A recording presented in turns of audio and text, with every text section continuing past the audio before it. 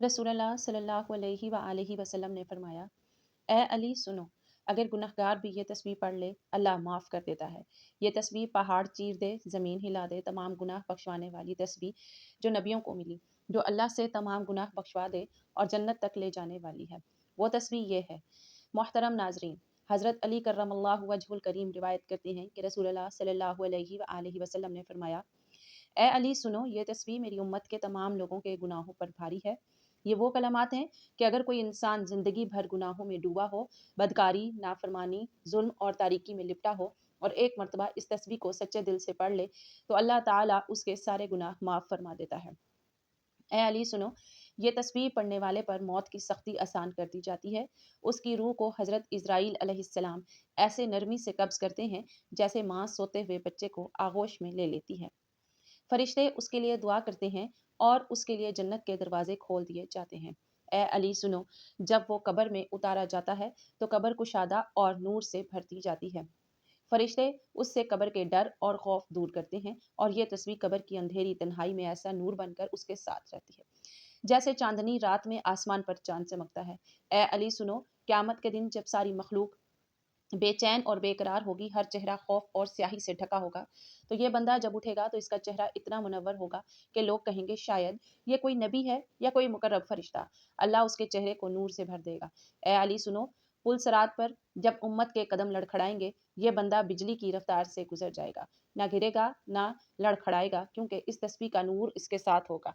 ए अली सुनो, जब हौज़े कौसर पर नबी करीम सल्लल्लाहु अलैहि वसल्लम अपनी उम्मत को पानी पिलाएंगे तो ये बंदा उनमें शामिल होगा। नबी करीम सल्लल्लाहु अलैहि वसल्लम के दस्त मुबारक से अब कौसर नोश करेगा और प्यास हमेशा के लिए ख़त्म हो जाएगी। ए अली सुनो, इस तस्बीह की बरकत से उसके लिए जहन्नम के तमाम दरवाजे बंद कर दिए जाएंगे और उसके लिए जन्नत के दरवाजे खोल दिए जाएंगे।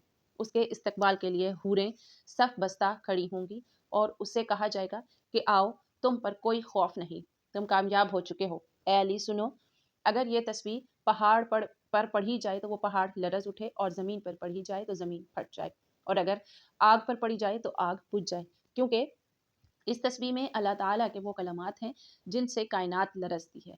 ए अली सुनो, अगर किसी के दिल में कुरान हिफ्स करने की तमन्ना हो मगर याद ना हो रहा हो तो उसके माँ बाप ये तस्वीर पढ़कर अल्लाह से दुआ करें तो अल्लाह ताला उसके लिए कुरान आसान कर देता है। ए अली सुनो, अगर कोई औलाद की नेमत से महरूम हो तो वो ये तस्बीह पढ़कर अल्लाह के हुजूर रोकर दुआ करे तो अल्लाह ताला बांझ को भी औलाद अता कर देता है। ए अली सुनो, अगर कोई मुसीबत में फंस जाए, चाहे वो ज़मीन की तंगी हो, आसमान की बुलंदी हो, कैद हो या कर्ज हो, बीमारी हो या बेसकूनी हो, तो ये तस्बीह उसके लिए निजात का दरवाज़ा बन जाती है, क्योंकि ये तस्बीह इसमें आज़म के उन कलामात में से है जिनके सामने मुसीबतें आजिज़ हो जाती हैं। ए अली सुनो, अगर कोई अंधेरे में गुम हो, रास्ता भटक जाए, तो यह तस्बीह उसके दिल का चिराग बन जाती है। अगर कोई दुश्मनों के दरमियान हो तो अल्लाह उसके लिए इस तस्बीह की बरकत से हिफाजत के लिए फरिश्ते मुकर्रर कर देता है। वो तस्बीह ये है। मोहतरम नाजरीन, हज़रत इमाम हुसैन रज़ी अल्लाह ताला अन्हु मदीना मुनव्वरा में सजदे में अल्लाह के हुजूर दुआ मांग रहे थे, क्योंकि दीन मोहम्मदी सल्लल्लाहु अलैहि वसल्लम पर रात की गहरी स्याही छाने वाली थी। इसलिए कि यजीद बिन मुआविया ने खिलाफत का ऐलान किया और इस ऐलान में जबर, जुल्म और नाहक ताकत थी। यजीद का किरदार शराब, गाने, नाच, जुल्म और फासिक व फुजूर से भरा हुआ था और हज़रत इमाम हुसैन रज़ी अल्लाह तआला अन्हु ने बैत से इनकार किया, क्योंकि उनके नाना हजूर अक़दस सल्लल्लाहु अलैहि वसल्लम का दीन किसी फ़िस्क़ व फजूर शख्स के सुपुर्द नहीं किया जा सकता था। मदीना के बाद हज़रत इमाम हुसैन रज़ी अल्लाह तआला अन्हु मक्का मुकरमा तशरीफ़ ले गए, जहां उन्हें कूफा से हज़ारों खतूत मौसूल हुए थे जिसमें लिखा था कि आप हमारे खलीफा हैं, हम आपके वफादार हैं, आप तशरीफ़ लाएं, हम आपकी बैत करेंगे। हज़रत इमाम हुसैन रज़ी अल्लाह तआला अन्हु ने अपने चचाज़ाद हज़रत मुस्लिम बिन उक़ैल रज़ी अल्लाह तआला अन्हु को कूफा रवाना फरमाया कि हालात का जायज़ा लें।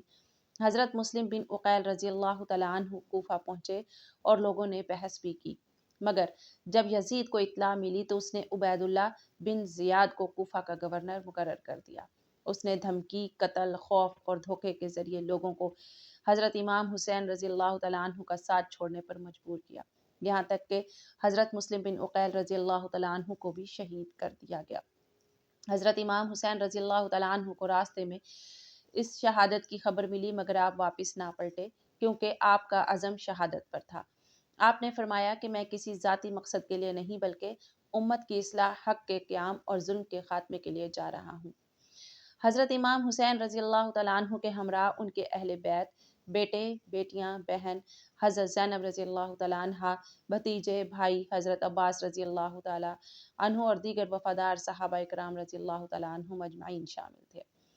حضرت امام حسین رضی اللہ تعالیٰ عنہ کا قافلہ جب کربلا کے میدان میں اترا تو 10 محرم کا دن قریب تھا۔ فضا میں ایک عجیب خاموشی تھی، آسمان جیسے جھک آیا ہو، زمین جیسے تھم گئی ہو۔ خیموں میں چھوٹے بچے پیاس سے تڑپ رہے تھے، عورتیں بھی، اور بی بی زینب رضی اللہ تعالیٰ عنہا سمیت سب کی آنکھوں میں امید، صبر اور یقین کا نور تھا، مگر آنکھوں کے سامنے ظلم کے سائے گہرے ہو رہے تھے۔ حضرت امام حسین رضی اللہ تعالیٰ عنہ نے خیموں کے گرد خندق کھدوائی تاکہ دشمن کا حملہ روکا جا سکے۔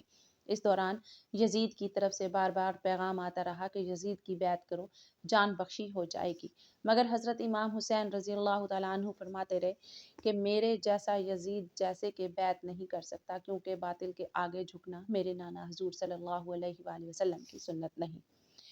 دشمن نے پانی بند کر رکھا تھا۔ حضرت علی اصغر رضی اللہ تعالیٰ عنہ بار بار پیاس سے بلک رہے تھے، ماں کے سینے سے لگتے، مگر دودھ بھی سوکھ چکا تھا۔ حضرت امام حسین رضی اللہ تعالیٰ عنہ نے ہاتھوں پر اٹھا کر فرمایا، اے لوگو، اگر مجھ پر رحم نہیں آتا تو اس معصوم بچے پر رحم کرو، مگر جواب میں حرملہ جیسے بے رحم نے ایسا تیر مارا جو حضرت علی اصغر رضی اللہ تعالیٰ عنہ کے گلے کو چیر گیا اور وہ گود میں ہی دم توڑ گئے۔ حضرت امام حسین رضی اللہ تعالیٰ عنہ نے کانپتے ہاتھوں سے معصوم لاش کو خیمے کے پیچھے دفن کیا اور آسمان کی طرف منہ کر کے فرمایا، اے میرے رب، گواہ رہنا، میں نے تیرے دین کی بقا کے لیے اپنا چھوٹا بیٹا بھی قربان کر دیا۔ اب نوبت یہاں تک آ گئی کہ حضرت علی اکبر رضی اللہ تعالیٰ عنہ کی جو اپنے نانا حضور صلی اللہ علیہ وآلہ وسلم کی صورت میں ایک جھلک تھی، انہوں نے اجازت طلب کی، ماں کے گلے لگے، بہنوں کو تسلی دی اور باپ سے اجازت لی۔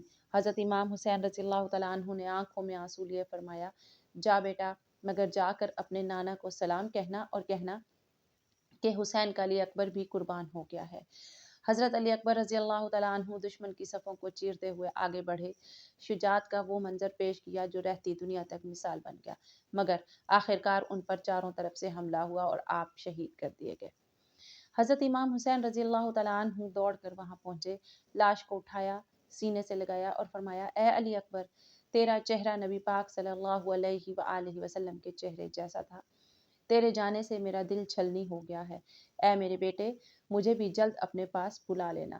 حضرت عباس علمدار رضی اللہ تعالیٰ عنہ، جنہیں لشکر حسینی کا علمدار کہا جاتا ہے، وہ پانی لینے گئے اور بڑی شجاعت سے فرات تک پہنچ گئے، مشکیزہ بھرا اور خیموں کی طرف بڑھے، مگر ظالموں نے دونوں بازو کاٹ دیے، ایک نیزہ آنکھ میں لگا اور وہ گھوڑے سے گر پڑے۔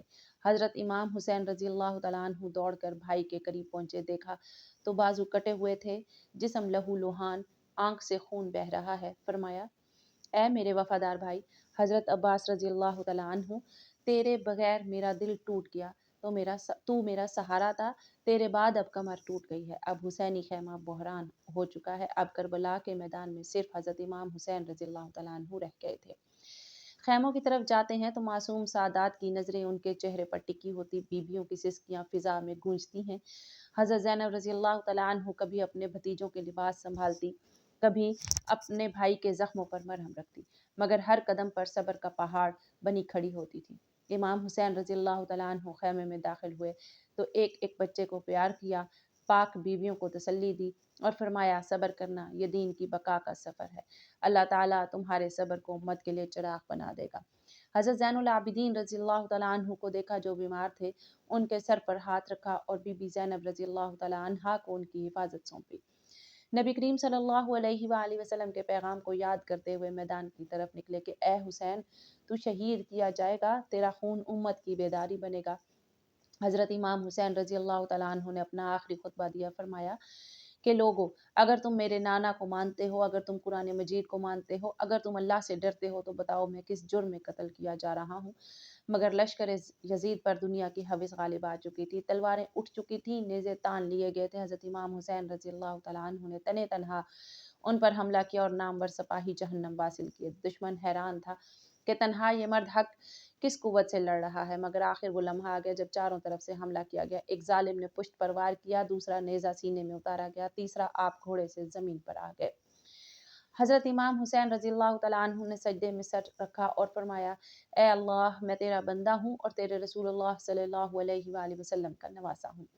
تیرے لیے اپنی جان قربان کرتا ہوں۔ تلوار چلوانے والے شمر جیسے ظالم نے ان کا سر تن سے جدا کر دیا۔ اللہ اکبر۔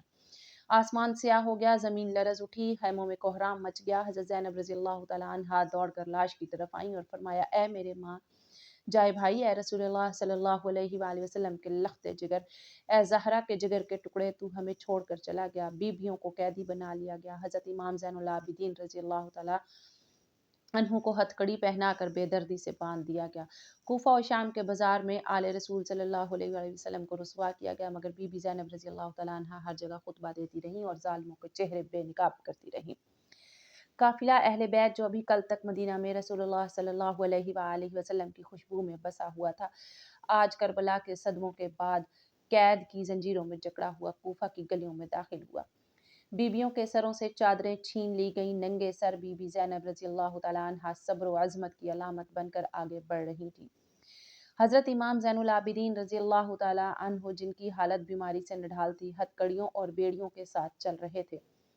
اہل کوفہ جنہوں نے یزید کے ظلم میں خاموشی اختیار کی تھی، آج جب قافلہ اہل بیت ان کی گلیوں سے گزرا تو ان کی نظریں شرم سے جھک گئیں۔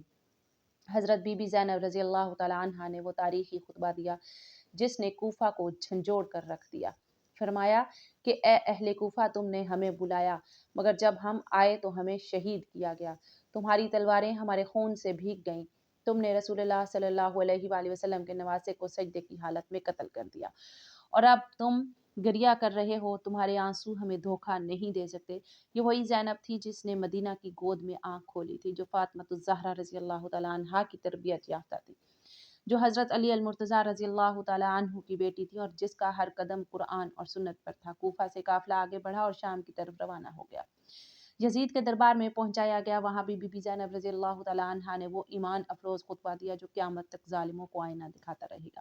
فرمایا کہ اے یزید، تو سمجھتا ہے کہ تو جیت گیا، تو نے ہمیں قتل کیا، ہمیں قید کیا، مگر یاد رکھ ہم نے اپنے خون سے اسلام کو زندہ کر دیا۔ تو ہماری لاشوں پر خوش ہو، مگر ہم نے اپنے نانا صلی اللہ علیہ وآلہ وسلم کی امت کو بیدار کر دیا۔ ہمارے قتل سے تو سمجھتا ہے دین مٹ گیا، نہیں، دین اب قیامت تک سر بلند رہے گا۔ دربار میں جب حضرت امام حسین رضی اللہ تعالیٰ عنہ کا مبارک سر لایا گیا تو حضرت زینب رضی اللہ تعالیٰ عنہا نے اسے دیکھا اور فرمایا، اے میرے بھائی، تو سجدے میں تھا، تیرا سر کیسے نیزے پر ہے؟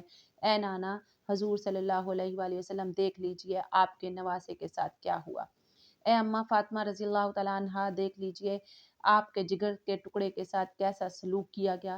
جب یزید کے دربار میں حضرت امام حسین رضی اللہ تعالیٰ عنہ کا سر انور لایا گیا تو دربار کی فضا ساکت ہو گئی۔